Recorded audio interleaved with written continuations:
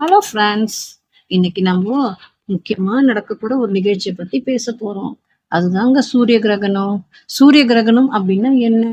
அது ஏன் நடக்குது? அதுக்கு விஞ்ஞானம் என்ன சொல்லுது? நம்ம மதங்கள்ல என்ன கதை சொல்லப்படுது? அனைத்தையும் சின்ன சின்ன கதையா உங்களுக்கு சொல்ல போறேன். முதல்ல அறிவியல் விளக்கத்தை பார்க்கலாம். சூரிய கிரகம் அப்படின்னா சூரியன், நிலா, பூமி மூணும் ஒரே நேர்கோட்டுல வரும்போது நடக்குது. அதே நேரம் நிலா சூரியனுக்கு முன்னாடி நின்னுடும். அப்போ சூரிய ஒளி மறைஞ்சிடும். இதுல 3 வகை இருக்குது. ஒண்ணு முழு சூரிய கிரகணம். நிலா சூரியனை முழுக்க மறைச்சிடும். அப்போ பகல் ஃபுல்லா இருளாகிடும். நட்சத்திரங்களும் தெரியும். அடுத்தது பகுதி சூரிய கிரகணம்.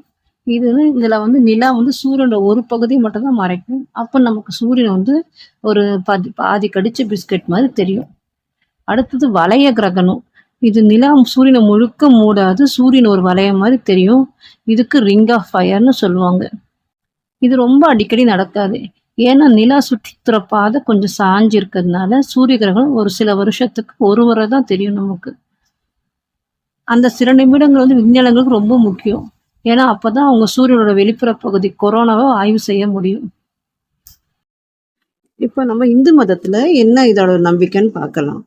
இன்னொரு காலத்துல திருப்பார்கடல்ல தேவர்களும் அசுரர்களும் கடையும் போது அமிர்தம் வெளிப்பட்டதாகவும் அதை திருமால் மோகினி அவதாரம் எடுத்து தேவர்களுக்கு வழங்கும் போது ஒரு அசுரன் அமிர்தத்தை பெற்றதாகவும் அதை பார்த்து திருமால் அந்த அமிர்த கரண்டியாலேயே வெட்ட ரெண்டு துண்டா போனதாகவும் தலையில்லாத பகுதி கேதுவும் தலையிருக்கிற பகுதி ராகுவாவும் மாறினது.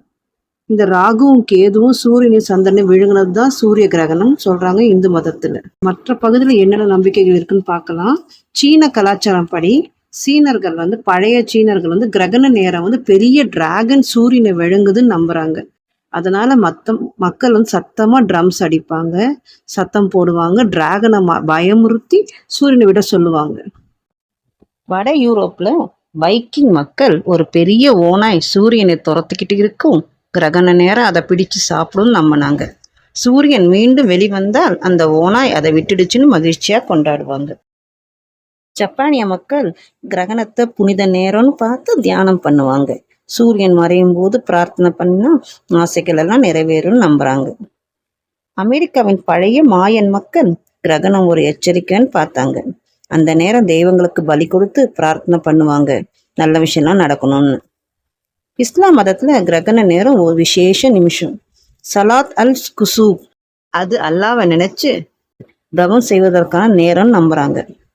அதுவே கிறிஸ்தவ வரலாற்றுல சில சமயம் கிரகணத்தை கடவுளின் அடையாளம் பார்த்து அதை மாற்றம் அல்லது எச்சரிக்கை அல்லது புதிய தொடக்கம் நம்புறாங்க.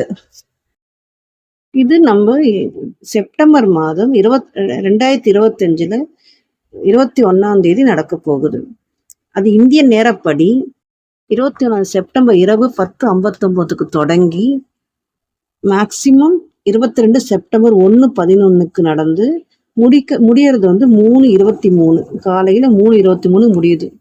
இது எந்த டைப்னா பார்ஷியல் சோலார் எக்லிப்ஸ். இந்தியாவில் இது தெளிவா தெரியுமானா இது தெளிவா இந்தியாவில் தெரியாது. ஏன்னா அந்த நேரத்துல சூரியன் அஸ்தமனம் ஆகியிருக்கும். இது ஒரு பகுதி சூரிய கிரகணம் அப்படிங்கிறதுனால இந்தியாவில் தெளிவா தெரியாகுது. ஆனாலும் நம்ம சூரிய கிரகணத்தை நேரடியா கண் கொண்டு பார்க்க கூடாது. அதுக்காக விசேஷ கண்ணாடிகள் இருக்கும். அந்த விசேஷ கண்ணாடிகள் வச்சுதான் பார்க்கணும். இந்த நேரத்துல கர்ப்பிணி பெண்கள் கொஞ்சம் வெளியே போறதை தவிர்க்கலாம். நோயுற்றவர்கள், வயதானவர்கள் கொஞ்சம் கவனமா இருக்கணும். சூரிய கிரகணம் ஒரு அழகான இயற்கை அதிசயம். நம்ம இயற்கையை ரசிக்கலாம், அதே சமயத்துல நம்ம மரபுகளையும் மதிக்கலாம். Bye bye friends.